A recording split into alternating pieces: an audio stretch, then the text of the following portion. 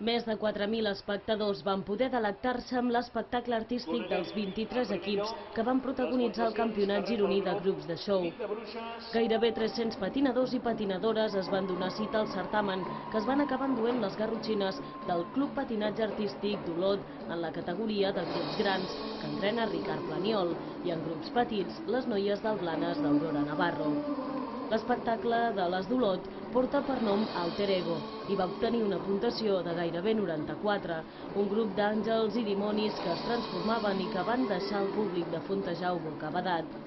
Amb aquest espectacle esperen poder fer un bon paper en el proper Mundial de Nova Zelanda a l'octubre.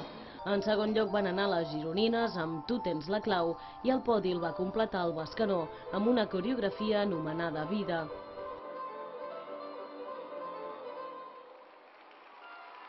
El Blanes, per la seva banda, guanyadora en grups petits, va presentar La màgia d'Irua, amb una càrrega forta visual del món de l'il·lusionisme i la màgia, un espectacle que els podria fer aixecar el que seria el seu quart títol espanyol consecutiu. Pel que fa als grups de juvenil i quartets, es va imposar respectivament el grup llagostarenc i les de Porqueres.